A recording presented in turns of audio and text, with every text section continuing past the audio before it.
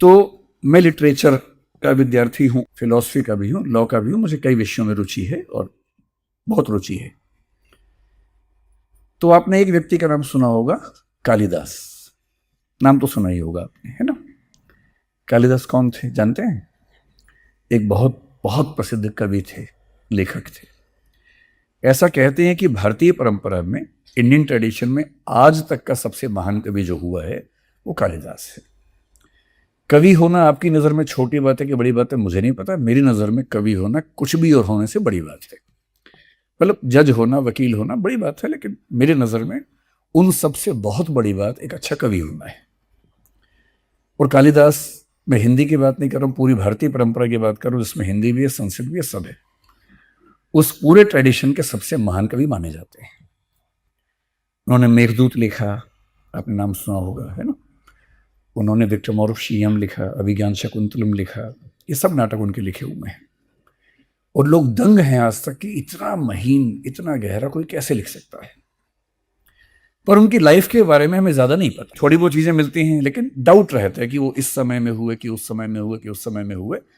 Doubt है real life में क्या क्या हुआ, इसको बहुत डाउट्स हैं इस बात पे। तो एक लेखक ने उनके बारे में एक नाटक लिखा। उस लेखक का नाम है मोहन राकेश, और नाटक का नाम है आषाढ़ का एक दिन।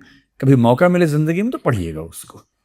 और ये सिर्फ वकील बनने का मजा नहीं है, ठीक है वकालत आपका प्रोफेशन है, लेकिन किसी भी फील्ड में अच्छा होने का मतलब है अपनी फील्ड के साथ कुछ और फील्ड्स में भी अपना हाथ पांव चलाते रहना, उसमें चहलकदमी करते रहना। तो मोहन राकेश ने कालिदास की लाइफ को री इमेजिन किया। कैसे किया मैं आपको सुना रहा हूं, आप मुझे बताना कितने सफल है वो। तो कालिदास एक गांव में रहता था, एक लड़की से मोहब्बत करता था। उस लड़की का नाम इमेजिन किया है मल्लिका। हिस्ट्री में ऐसा मिलता नहीं है, इन्होंने इमेजिन किया है। खूब प्रेम करता था, बरसात आती थी, दोनों भीगते थे, खेलते थे। वहां बहुत सारे हिरण थे, खरगोश थे, उन सब से उसकी दोस्ती थी। एक एक हिरण, एक एक खरगोश, एक एक पक्षी कालिदास का दोस्त था। ऐसी दोस्ती। उस पूरे इलाके में किसी को भी दिक्कत हो, कालिदास हमेशा उसकी हेल्प करता था। इतना जिंदा दिल आदमी था, प्रेम करता ही था, कविताएं भी लिखता था। और उसको इतना सुकून था अपनी जिंदगी में कि उससे ज्यादा उसको चाहिए नहीं था कुछ। बस एक दिक्कत थी कि उसे गांव के लोग, उसके पेरेंट्स तो थे नहीं, उसके मामा थे, और मामा उसको बहुत धिक्कारते थे कि यार पेड़ हो गया, इतना बड़ा हो गया, कुछ कमाया करो यार, खाली यहाँ घूमते रहते हो, घास चलाते रहते हो, कभी पशुओं को ले, यार कुछ काम धाम करो, कमाओ पैसा, बाहर जाओ, परिवार की इज्जत बढ़ाओ। कालिदास को लगता था और मल्लिका को भी सब ठीक तो है जिंदगी में, क्यों हमें इसके अलावा कुछ और चाहिए। खैर एक दिन क्या हुआ, राजा के दरबार से उज्जैन जिसको आज में बोलते हैं ना, वो राजधानी थी गुप्त साम्राज्य की। अचानक वहां से एक दूत आया। इसको पता नहीं कि वो दूत है। इन दोनों का झगड़ा हो गया। झगड़ा किस बात पे हुआ कि दूत ने आते एक हिरण को तीर मारा, और कालिदास को पता लगा। उसने उस हिरण को बचाया, उसकी सेवा की, गोदी में लेके उसको जा रहा था कि अचानक वो सैनिक बोला, जो दूत था, उसने कहा कि ये मेरी संपत्ति है, छोड़ दो इसको। उसने कहा मैं अपनी जान दे दूंगा, इसको नहीं दूंगा, और अगर तुम्हें युद्ध करना हो तो युद्ध कर लो, तुम्हारी जान जा सकती है, लेकिन इसकी जान हम बचाएंगे। और तब पता लगा कि वो जो दूत आया था वो कालिदास को ले जाने के लिए आया था, क्योंकि राजा ने उसका ऑफर दिया कि आप राजकवि बनो। अब कालिदास बड़ा कंफ्यूजन में था कि मैं यहां से चला जाऊंगा तो बचेगा क्या मेरे पास। भाई मेरी मोहब्बत यहाँ है, परिवार यहाँ है, समाज यहाँ है, पशु पक्षी जो मेरे परिवार का हिस्सा है वो यहाँ है, मैं इतना खुश रहता हूँ यहाँ, तो बड़े शहर में जाके क्या करूंगा। तो उसकी प्रेमिका ने समझाया कि देखो यहाँ तुम्हें सम्मान नहीं मिलता है, कोई तुम्हें पूछता नहीं है, सब बेइज्जती करते हैं। वहां जाओगे सम्मान मिलेगा, राजकवि हो भाई, समझ लो कि सेक्रेटरी रैंक के अधिकारी हो, इतने बड़े अधिकारी बन जाओगे, कितना सम्मान होगा, लोग सलाम ठोकेंगे तुम्हें, आगे पीछे घूमेंगे, खूब पैसा होगा, हर चीज तुम्हारे पास होगी, जरूर जाओ तुम। तो वो चला गया। राजकवि बहुत बड़ी बात होती है, कल्चरल मिनिस्टर समझ लीजिए कुछ वैसा। हर तरह की शान शौकत उसको मिल गई, खूब सम्मान। और उसने वहां रह के कई महाकाव्य लिखे, बड़ी बड़ी रचनाएं लिखी। लेकिन धीरे धीरे उसको लगा कि वो अंदर से सूखता जा रहा है। उसकी प्रेमिका वहां नहीं थी, मल्लिका, किससे बात करे। और बड़े शहर में राजनीति के बीच में जब आप होते हैं तो हर व्यक्ति आपसे कंपटीशन की निगाह से बात करता है। जैसे आप ही सब दोस्त हैं, दोस्त भी हैं, दुश्मन भी है, साथ साथ कंपटीशन भी है, आगे ना निकल जाए मुझसे। और दोस्त सफल हो अच्छा लगता है, पर आगे निकल जाए तो नहीं झेला जाता है। और जो व्यक्ति 24 घंटे राजनीति के कॉम्पिटिशन्स में रहेगा, उसकी मानसिक हालत क्या होगी। हर समय सफल होने की जिम्मेदारी, चिंता। और धीरे धीरे उसको लगने लगा कि परेशान हो गया। लेकिन सत्ता की भूख भी थी। गांव के लोग कहने लग गए थे कि वाह, बच्चा हो तो वैसा, हमारे गांव का नाम बढ़ा दिया, इसने कमाल कर दिया। ये सम्मान भी अच्छा लगता है। अंदर से वो सूखता जा रहा है, प्रेम नहीं है, ना कोई दोस्त है। और इतने में राजा ने उसको एक ऑफर दिया।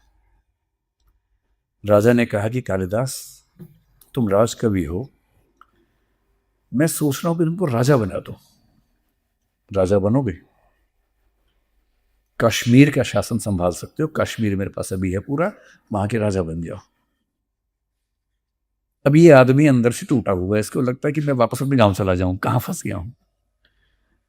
और लालच ऐसा मिल गया है कि राजा, भाई राजकवि तो फिर भी राजा का कवि है, राजा राजा है। बहुत दुविधा में रहा और अंत में उसने हाँ बोल दिया। तो राजा ने कहा, बस एक कंडीशन है, मेरी बेटी से शादी करनी होगी। बेटी का नाम था प्रियंगु मंजरी, जो इतिहास में विद्योत्तमा मिलता है, उस नाटक में प्रियंगु मंजरी नाम है। बहुत दुविधा कि मैं प्रेम तो मल्लिका से करता हूं, पर राजा बनने की ऐसी ललक कि उसने अंत में हाँ बोल दिया। प्रियंगु मंजरी से शादी हो गई और दहेज में मिल गया कश्मीर, कि जाओ राजा बन जाओ। चला गया राजा बनने के लिए। अब जो आदमी कवि होता है ना, उसके बस की बात आमतौर पर है नहीं कि वो राजा बने, बहुत मुश्किल होता है। कभी इमोशनल व्यक्ति होता है, भावनाओं वाला आदमी है। राजा को कितने सारे षड्यंत्र करने हैं, साजिशें करनी है, युद्ध करने हैं, हत्याएं करनी है। एक कवि वाले मन का आदमी हत्याएं जब करेगा तो कैसे करेगा। और ये आदमी वहां गया, दिन भर राज दरबार में बैठता था। सारे मंत्री वही बकवास करते थे कि सर उस पर हमला कर दें, सर उसको हिंसा कर दें, उसको मार दें, उसका ये कर दें। और ये कह रहे शांति से हेलो ना यार, क्यों ऐसा करते हो। वो कह रहे सर आप समझ नहीं पा रहे, राजा होने का मतलब क्या होता है, युद्ध करने पड़ते हैं, साम्राज्य बढ़ाना पड़ता है। और दिन भर इन सब की बकवास सुनने के बाद जब घर आता था तो घर में पत्नी कम मिलती थी, राजा की बेटी ज्यादा मिलती थी। और वो राजा की बेटी भी हिसाब किताब वाले अंदाज में बात करती थी कि मेरे पापा ने तुमको दिया है राज, ध्यान रखना, शिकायत कर दूंगी, ठीक से काम करो, आगे बढ़ाओ साम्राज्य को।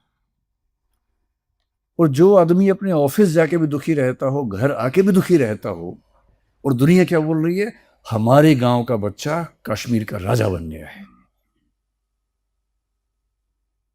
और धीरे धीरे इसके अंदर एक शब्द है एलियनेशन, पता नहीं आप समझते हैं कि नहीं समझते हैं।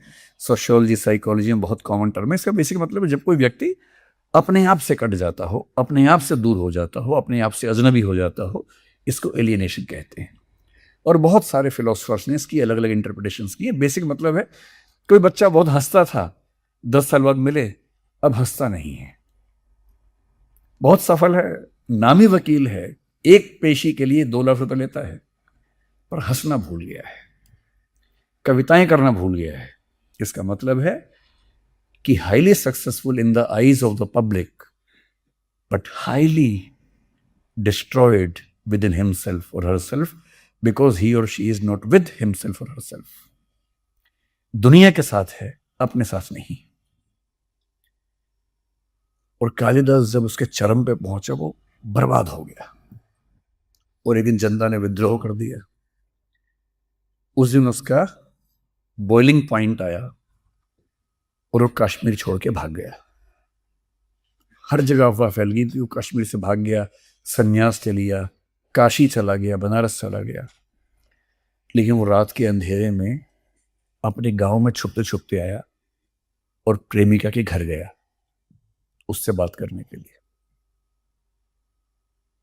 प्रेमिका ने उससे कहा कि मुझे बहुत दुख हुआ था जब पता लगा कि तुम राजा बन गए और शादी भी कर ली। इसने कहा कि मैं समझ नहीं पाया था कि सफलता का मतलब क्या होता है। आज समझ में आया कि वो सब मुझे नहीं चाहिए था जिसके पीछे मैं भागता रहा, और आज भाग के आया हूं। शुरू से अपनी जिंदगी जीना चाहता हूं वहीं से जहां से छूटी थी। और ठीक तभी मल्लिका की छोटी सी बच्ची के रोने की आवाज आ गई, क्योंकि वो भी तो जिंदगी में आगे बढ़ गई है ना।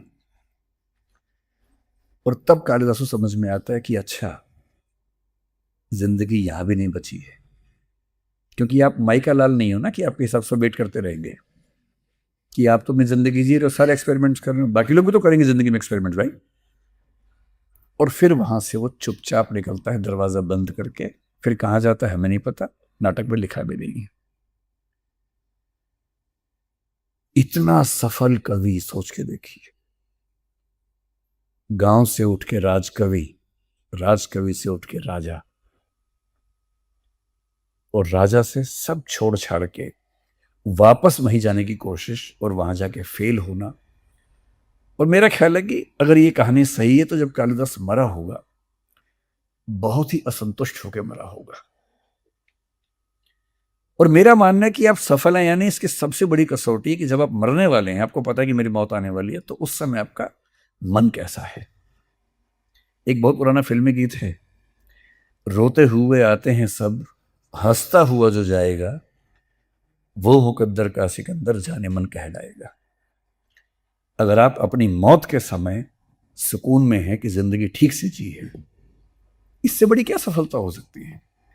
और मेरा ख्याल है कि कालिदास जितना हताश होकर मरा होगा, आप उसे कितना ही सफल मान लें, आप कह लें कि सारे कवियों के इतिहास में एक ही कवि राजा बना, मैं कहूंगा वो इतना बदनसीब आदमी था कि वो कवि नहीं रह पाया और राजा बन गया। दूसरे की खाल में जिंदगी जीता रहा, अपनी खाल में जिंदगी नहीं जी पाया। अब इसको रिवर्स करते हैं एक और एग्जाम्पल से। पूरे भारत में सबसे महान कवियों में अगर आपको दो को रखना हो तो नंबर 2 पर, या कई लोग नंबर 1 पर कहेंगे, उनका नाम है तुलसीदास। आपने रामचरितमानस सुनी होगी कविता, हनुमान चालीसा सुनी होगी, उन सब के लेखक तुलसीदास अकबर के समय के हैं, बड़े प्रसिद्ध कवि थे। उसी समय में एक और कवि हुआ था रहीम, आपने नाम सुना होगा, अब्दुल रहीम खान खाना। रहीम उसी परंपरा के आदमी हैं जो दरबार के साथ चलते थे। अकबर के 9 रत्न हुए, आप समझ लें कि 9 कैबिनेट मिनिस्टर्स थे। उन 9 कैबिनेट मिनिस्टर्स में से एक था रहीम, राजा भी और कवि भी। तुलसीदास अपना एकदम गांव में रहने वाले आदमी, अकेले रहने वाले, शांति से लिखना पढ़ना, मंदिर जाना, वैसे कवि थे। तुलसीदास बीमार हैं, रहीम को पता लगा। रहीम के मन में गिल्ट फीलिंग भी है कि उन्होंने तुलसीदास को गिरफ्तार करवाया था, उन्होंने मतलब अकबर की सेना ने गिरफ्तार किया था। इनको गिल्ट फीलिंग है कि इतने महान कवि को हमने गिरफ्तार कैसे कर लिया। तो इन्होंने अपने कुछ लोगों को भेजा तुलसी के पास। वो बोले कि हुजूर, रहीम जी ने भिजवाया है हमें, आपकी तबीयत खराब है, मिजाज पुरसी के लिए भेजा है, आपका हालचाल जानना चाहते हैं, अगर आप अनुमति दें तो रहीम भी आपसे मिलने के लिए आना चाहते हैं। तुलसी ने कहा, हाँ, हमारा तो गरीब का झोंपड़ा है, कोई भी आ सकता है, इसमें क्या दिक्कत है। रहीम आना चाहे तो रहीम भी आए, कोई भी आए। तो रहीम उनके घर आए। रहीम को मोटा मोटा समझ लीजिए कि जैसे उत्तर प्रदेश जैसे बड़े राज्य का मुख्यमंत्री, इस लेवल का आदमी, सूबेदार। सूबा मतलब आज का प्रदेश। रहीम पहुंचे उनके घर, पूरी सेना, बहुत सारे घोड़े, हाथी, सब, पूरा शहर इकट्ठा हो गया कि क्या होने वाला है। और तब रहीम अंदर पहुंचे। इनके पास तो बैठाने कुछ था ही नहीं, ना सोफा था ना कुछ था, चटाई बिछी हुई थी, ये बैठे हुए थे, वो भी चढ़ाई पे आके बैठ गए। बातें होने लगी साहित्य के बारे में। रहीम ने कहा, आपका साहित्य पढ़ता हूँ, बहुत गदगद होता हूँ, मन करता है आपसे मिलके आपको कहूँ कि आप इतने महान है, पर हिम्मत कभी नहीं पड़ती। सोचिए, जिसके पास लाखों की सेना है उसकी हिम्मत नहीं पड़ रही। और ये कह रहे नहीं, मुझसे मिलने जब मन करे आ जाओ, हिम्मत ही क्या जरूरत है, हम तो एक ही राह के पथिक हैं, मिल सकते हैं। और तब रहीम अंत में क्या बोल रहे हैं कि अगर आप बुरा ना माने तो एक बात कहनी थी। तुलसी बोले, कहिए, बुरा क्या मानना है, आप मित्र हैं, कहिए जो कहना कहिए। कि मेरी इच्छा थी कि अकबर से बात करूं, और अकबर भी आपका सम्मान करते हैं। मेरी इच्छा है कि आप एक बड़े मनसबदार या जागीरदार बने। मैं अकबर जी से कहूंगा, एक बहुत बड़ी जागीर आपको मिल जाएगी, आप उस जागीर के मुखिया बनेंगे और आपको अपने हिसाब से सम्मान मिलेगा जितना आपको मिलना चाहिए। तुलसीदास 3-4-5 सेकंड चुप रहे और उसके बाद एक दोहा सुनाया उनको। अब बताना समझ में आया कि नहीं आया दोहा। दोहा ये था, हम चाकर रघुबीर के, पट्टियों लिखो दरबार, तुलसी अब का हो हिंगे, नर के मन सबदार। समझ में नहीं आया होगा आपको, मैं समझा देता हूं। इसका मतलब है, हम चाकर रघुवीर के, रघुवीर मतलब राम, हम तो राम के नौकर हैं, राम के चाकर हैं। पट्टियों लिखो दरबार, उनके दरबार में हमने पट्टा लिखा हुआ है। पट्टा मतलब कॉन्ट्रैक्ट, लॉ ऑफ कॉन्ट्रैक्ट जो होता है ना अपनों का, वो हमने तो कॉन्ट्रैक्ट लिखा हुआ है, पट्टा लिखा हुआ है, हम तो राम के नौकर हैं, राम के चाकर हैं। तुलसी अब का होएंगे, तुलसी खुद को बोल रहे कि अब हम क्या बनेंगे, नर के मनसबदार, किसी आदमी के मनसबदार क्या बनेंगे, हम तो भगवान के नौकर हैं। और भगवान का नौकर किसी इंसान का बनेगा जागीरदार, मनसबदार, ये प्रमोशन है कि डिमोशन है? तो डिमोशन है। और रहीम छोटा सा मुंह लेके वहां से लौट गए। इतिहास कहता है कि तुलसीदास कभी राजा नहीं बने, कालिदास राजा बने। आपको बताना है कि इनमें से ज्यादा सफल कौन था। अगर आपको ये दोनों जिंदगी जीने का मौका मिल जाए तो आप कालिदास बनना चाहेंगे या तुलसीदास बनना चाहेंगे? दुविधा में है कि कालिदास ही ठीक है, राजा बन लो, बढ़िया है। अरे मरते समय रो लेंगे थोड़ा सा, सब बर्बाद हो गया, खराब हो गया, क्या फर्क पड़ता है, लेकिन राजा तो बनेंगे, राजा बनने का अपना मजा है। चलिए, अभी आप 18-19-20 साल की उम्र में हैं तो आपके लिए जीवन का अर्थ थोड़ा अलग है, जो अर्थ उम्र बढ़ने के साथ चेंज होने लगता है। तो अभी आपकी ये तसल्ली ठीक है।